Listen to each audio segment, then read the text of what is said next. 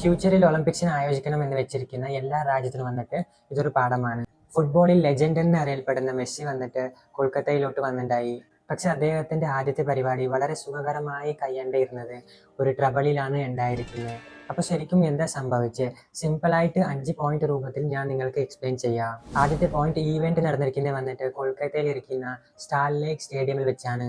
ലക്ഷക്കണക്കിന് ആരാധകർ മെസ്സി ഒന്ന് കാണാൻ വേണ്ടി 10,000 13,000 രൂപ വരെ ചെലവ് ചെയ്ത് ടിക്കറ്റ് മേടിച്ചിട്ടുണ്ടായി. രണ്ടാമത്തെ പോയിന്റ്, എന്തിനാ ആരാധകർ വന്നിട്ട് ദേഷ്യപ്പെട്ട് എന്ന് വെച്ചാൽ മെസ്സി സ്റ്റേഡിയമിൽ പ്രവേശിച്ച നിമിഷം അവിടെ ഉണ്ടായ TMC മന്ത്രിമാരും കോർപ്പറേറ്റ് അധികാരികളും പിന്നീട് മീഡിയ പേഴ്സൺസും VIP അധികാരികളും വന്നിട്ട് മെസ്സിനെ ചുറ്റു പറഞ്ഞു. ഒരുപാട് പൈസ ചെലവ് ചെയ്ത് മെസ്സിയെ കാണാൻ വന്ന അവിടെ ഇരിക്കുന്ന ആരാധകർക്ക് വന്നിട്ട് മെസ്സിയെ കാണാൻ സാധിച്ചില്ല. മൂന്നാമത്തെ പോയിന്റ്, VIP-കളോട് കുറച്ച് ഇന്ററാക്ഷൻ ചെയ്ത ശേഷം സെക്യൂരിറ്റി ടീം വന്നിട്ട് മെസ്സിനെ അവിടെ നിന്ന് പറഞ്ഞയക്കാൻ ശ്രമിക്കും.